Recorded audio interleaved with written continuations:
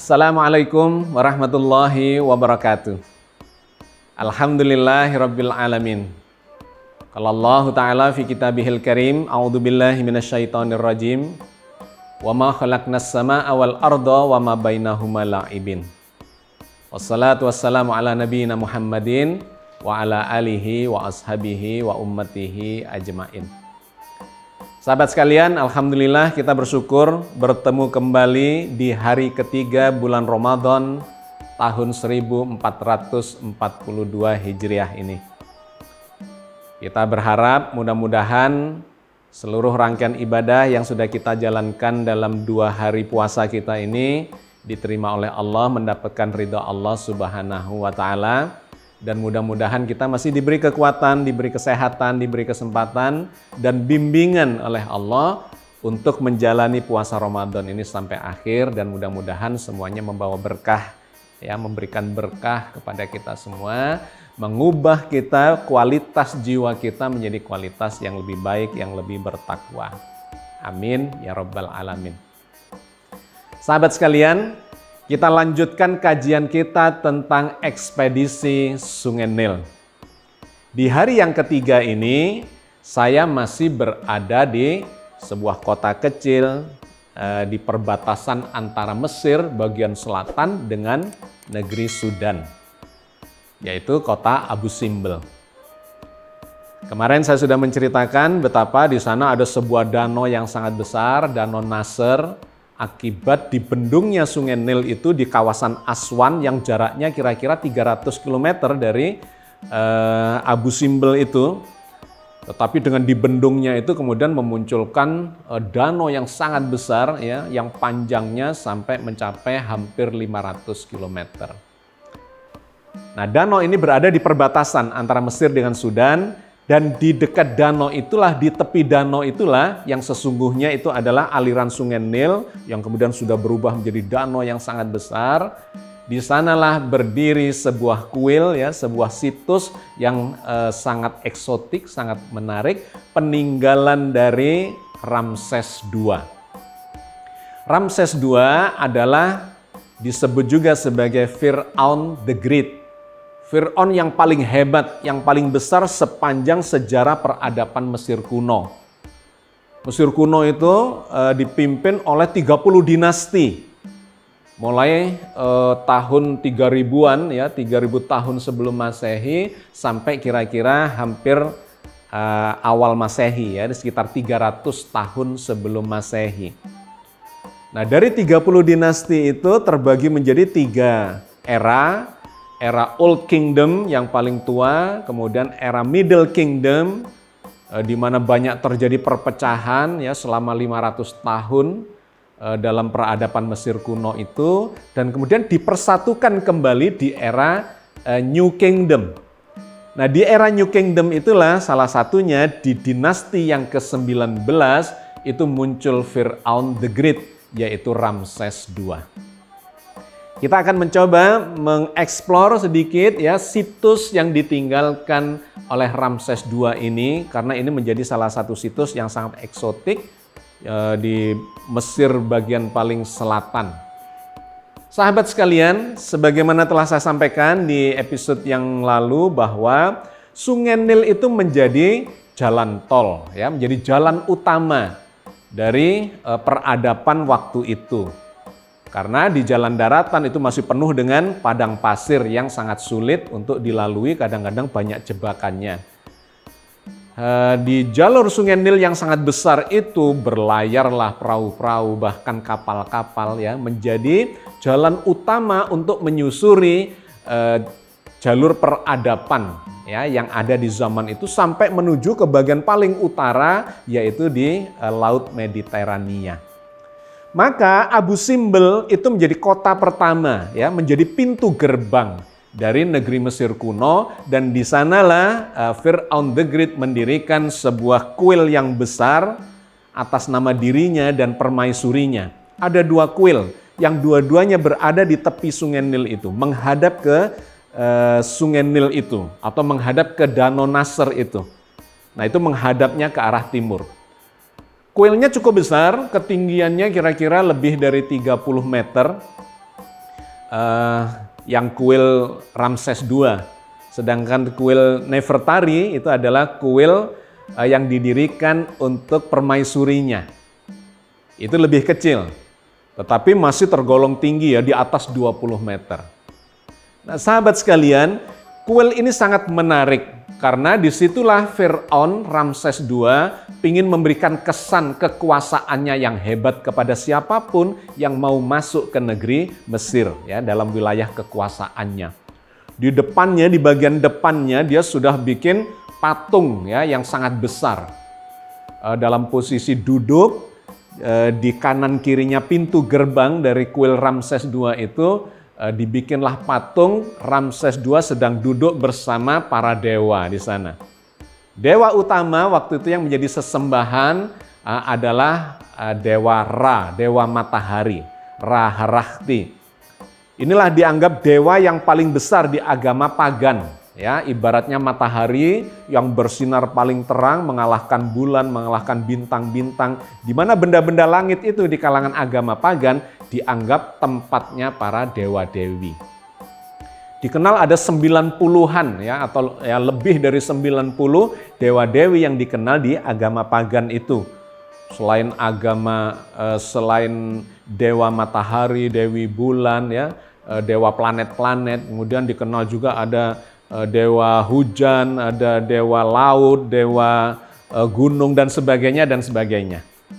Nah, yang terbesar Tuhannya para Tuhan ya, atau dewanya para dewa dan dewi itu adalah dewa matahari. Nah, Ramses menempatkan dirinya bersama dengan para dewa-dewi itu. Terutama ada 3 dewa yang dia jadikan sandaran dari legitimasi kekuasaannya. Yang pertama adalah dewa matahari, yaitu Ra Harahti. Yang kedua adalah dewa pencipta, ya Ptah. Dan yang ketiga adalah dewa perang, Amun. Nah, dia selalu menempatkan dirinya ya disejajarkan dengan para dewa itu, termasuk di kuil itu. Mulai dari bagian depan dia sudah menampakkan dirinya dalam ukuran yang tinggi, yang raksasa, patungnya itu tingginya kurang lebih 20 meter dalam posisi duduk ya, di kanan kirinya pintu gerbang. Nah, di sebelahnya ada dewa matahari. Di sepanjang dinding masuk ke daerah yang lebih dalam dari kuil itu terdapat relief-relief, pahatan-pahatan yang menggambarkan kekuasaannya. Di sana digambarkan ya ada relief tentang tawanan perang yang diikat dengan tali dan kemudian salah satunya dijambak rambutnya oleh Ramses II dan dipukuli dengan tongkat ya untuk menggambarkan bahwa dia berkuasa. Dia memiliki kekuatan yang besar. Jangan main-main dengan Ramses II. Nah, semakin ke dalam, semakin masuk ya di lorongnya itu ada patung-patung besar di kanan kirinya, ada puluhan patung yang dalam ukuran besar di pilar-pilarnya kuil bagian dalam itu. Lorong itu kemudian menuju ke bagian yang paling dalam, ada ruang peribadatan. Di sana menjadi ruang utama dari kuil itu, di mana masyarakat Mesir kuno yang beragama pagan waktu itu adalah melakukan peribadatan menyembah para dewa, dan dewa yang dia pasang lagi-lagi adalah 3 dewa itu bersama dengan dirinya. Ada 4 patung di dalamnya itu. Ada dewa Ra, ya Ra Harahti, dewa matahari, ada dewa Ptah, sang pencipta, dan ada dewa Amun, dewa perang, dan kemudian Ramses II. Duduk di sana, di ruangan tempat peribadatan utama itu. Menariknya, ruangan itu sangat gelap, ya karena tidak ada penerangan apapun yang masuk ke ruangan itu, kecuali dalam setahun itu ada 2 kali waktu ya di mana matahari itu, sinar matahari bisa masuk menerobos sampai menyinari ke-4 patung itu.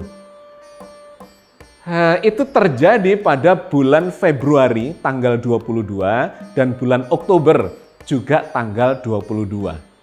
Ini sebuah desain arsitektur yang sangat menarik. Karena ternyata di zaman itu Fir'aun dan para arsiteknya bisa membuat satu kuil yang dalam kondisi sehari-hari, ruangan itu, ruang persembahan, ruang peribadatannya dia itu gelap. Kecuali di dalam 2 hari dalam setahun, yaitu 22 Februari dan 22 Oktober, di pagi hari menyongsong datangnya atau terbitnya matahari, itu menerobos langsung masuk cahayanya sampai ke tempat persembahan itu dan menyinari Dewa Matahari atau patung Dewa Matahari yang sedang bersama dengan Fir'aun Ramses II di tempat peribadatan itu. Nah, menarik, ternyata 22 Februari dan 22 Oktober itu adalah hari kelahiran Ramses II. Dan satunya lagi yang untuk Oktober itu adalah hari dia dilantik menjadi seorang raja atau Fir'aun. Nah, sahabat sekalian, yang menarik ternyata kuil ini pada tahun 60-an itu direnovasi dan kemudian dipindahkan posisinya dikarenakan kena banjir. Waktu itu pemerintah Mesir membangun dam yang sangat besar itu ya, bendungan Aswan, dan kemudian memunculkan Danau Nasser yang membanjiri ke wilayah selatan. Nah, dikarenakan kebanjiran itu maka pemerintah kemudian memindahkan kuil ini mundur ya sekitar 210 meter dan naik pada ketinggian lebih tinggi 65 meter. Nah, apa yang terjadi setelah dilakukan pemindahan itu? Ternyata waktu matahari masuk ke tempat peribadatan itu mengalami pergeseran juga. Yang tadinya itu tanggal 22 Februari dan 22 Oktober, setelah dipindahkan itu bergeser 1 hari menjadi tanggal 21 Februari dan 21 Oktober.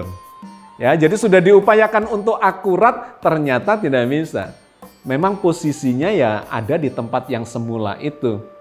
Jadi seandainya saya membayangkan Fir'aun Ramses II masih hidup pada waktu itu, ini dipindah menjadi bergeser, wah dia marahnya bukan main, pasti akan dihukum mati, itu yang memindahkan kuilnya itu. Tetapi itu terjadi sekian abad kemudian setelah Fir'aun Ramses II tidak ada, dipindahkan ternyata bergeser. Ini menarik karena memberikan gambaran tentang arsitektur ya yang sudah dikuasai dengan sangat baik pada zamannya Fir'aun Ramses II, dikaitkan dengan ilmu astronomi. Istilah Fir'aun itu sesungguhnya bukan nama. Fir'aun itu artinya raja. Nah, seringkali kita menyebut, ya ada sebagian di antara kita yang tidak paham maknanya menyebut sebagai Raja Fir'aun. Nah, itu tentu saja salah kaprah. Karena makna dari kata Fir'aun itu adalah raja. Nah, saya sudah sempat menyampaikan ya di episode-episode yang lalu bahwa jumlah Fir'aun, jumlah raja yang memerintah kerajaan Mesir kuno itu sangat banyak, lebih dari 140 raja atau 140 Fir'aun. Salah satunya yang paling besar adalah Ramses II ini, dan kemudian mengangkat dirinya menjadi seorang penguasa yang tidak tertandingi, bahkan mengangkat dirinya menjadi Tuhan. Nama Ramses II itu sendiri diambil dari 2 kata, Ra yang menunjuk kepada Dewa Matahari, dan Meses. Meses itu artinya adalah keturunan dari atau anak dari. Jadi dia itu menamakan dirinya Ramses yang bermakna anak Tuhan. Jadi konsep anak Tuhan ini sesungguhnya sudah ada ribuan tahun yang lalu. Dipakai oleh Ramses II, ya, oleh Fir'aun the Great, untuk memberikan legitimasi kepada dirinya bahwa dia adalah perwakilan Tuhan di muka bumi ini, yang memiliki kekuasaan yang sangat besar, yang bahkan digambarkan bersanding dengan dewa pencipta, dengan dewa perang, ya, dengan Ra-Rahti yang menjadi dewanya para dewa. Nah, sehingga Al-Quran itu menceritakan bahwa Fir'aun the Great ini mengaku dirinya sebagai Tuhan, ya. Ini luar biasa ketika seseorang itu berada pada kekuasaan yang sangat besar, maka akan menyebabkan munculnya kesombongan dan ketakaburan. Diceritakan oleh Al-Quran bahwa dia mengangkat dirinya sebagai Tuhan. Tuhan yang paling tinggi, Tuhan yang paling besar, yang layak disembah oleh rakyatnya. Nah, Allah menceritakan tentang klaim dari Fir'aun the Great itu tentang bahwa dia ini adalah Tuhan dan ingin disembah oleh masyarakatnya di dalam surat Asy-Syu'ara ayat 29. Qala la ini takhatta ilahan ghairi la aj'alannaka minal masjunin. Dia Fir'aun berkata, sungguh jika engkau menyembah Tuhan selain aku, pasti aku masukkan engkau ke dalam penjara. Jadi Fir'aun itu memberikan ancaman kepada masyarakatnya, barang siapa tidak menyembah aku sebagai Tuhan yang pantas disembah, seperti Tuhan-Tuhan yang lain, dewa-dewa yang dikenal di agama pagan, maka akan aku masukkan penjara kalian. Nah, itu dalam sejumlah ayat Al-Quran bercerita tentang itu, termasuk diantaranya lagi di surat An-Nazi'at ayat 24. Fir'aun mengatakan bahwa dirinya adalah Tuhan yang paling tinggi. Faqala ana rabbukumul a'la. Berkata Fir'aun, akulah Tuhanmu yang paling tinggi. Jadi dia membuat statement, memaksa rakyatnya untuk menyembah dirinya dan mengatakan, aku ini Tuhan yang paling tinggi. Karena aku adalah keturunan dari dewa matahari, dewanya para dewa. Maka disebutlah dirinya sebagai Ramses II. Jadi sahabat sekalian, ketika seseorang itu telah mencapai kekuasaan yang sangat besar, ya hampir-hampir tidak ada yang bisa mengalahkan, maka memunculkan kesombongan dan ketakaburan. Yang itu kemudian juga disampaikan oleh Allah di dalam surat Al-Mu'minun ayat 46. Menggambarkan betapa Fir'aun kemudian menjadi takabur dan sombong. Ila fir'auna wa malaihi fastakbaru wa kanu qauman 'alin. Kepada Fir'aun dan para pemuka kaumnya, maka mereka itu angkuh dan mereka memang kaum yang sombong. Ayat ini menceritakan bahwa Allah mengecam ya Fir'aun dan pembesarnya dan kemudian mengirimkan kepada mereka Nabi Musa dan Nabi Harun untuk mengingatkan janganlah mereka menyombongkan diri apalagi mengangkat dirinya sebagai Tuhan yang harus disembah oleh masyarakatnya. Nah, jadi sahabat sekalian, sebagai kesimpulan dari kajian kita kali ini, peninggalan Fir'aun ini ya di tempat yang paling selatan dari negeri Mesir, di mana dia membangun tempat peribadatan yang menunjukkan kekuasaan dia, mengangkat dirinya sebagai Tuhan, memaksa rakyatnya untuk menyembah dia. Ya. Itu ditinggalkan, ya, diabadikan sampai sekarang. Menjadi simbol kesombongan seorang Fir'aun. Kata Fir'aun atau cerita tentang Fir'aun itu jumlahnya puluhan ayat di dalam Al-Quran. Rupanya sengaja Allah meninggalkan kepada kita, bahkan termasuk jasadnya ditinggalkan kepada kita sebagai simbol ya dari kekuasaan, kepongahan, ketakaburan, kesombongan. Seakan-akan Allah mengingatkan, ini loh. Ya, contoh dari orang-orang yang takabur, orang-orang yang sombong, yang bahkan sampai lupa diri mengangkat dirinya menjadi Tuhan. Maka Allah mengatakan mereka termasuk orang-orang yang takabur dan memang sombong dan kemudian nantinya akan mendapatkan akibat dari ketakaburan dan kesombongan itu. Saya kira saya cukupkan sampai di sini, sahabat sekalian. Mudah-mudahan sepercik hikmah yang kita angkat dari situs Abu Simbel ini bisa memberikan pencerahan kepada kita di bulan suci yang mulia ini. Mudah-mudahan Allah membimbing kita menjadi orang yang rendah hati, tidak sampai lupa diri apapun yang terjadi pada kita, karena itu akan membawa bencana buat kita sendiri di masa depan kita, fid dunya wal akhirah. Amin ya rabbal alamin. Assalamualaikum warahmatullahi wabarakatuh.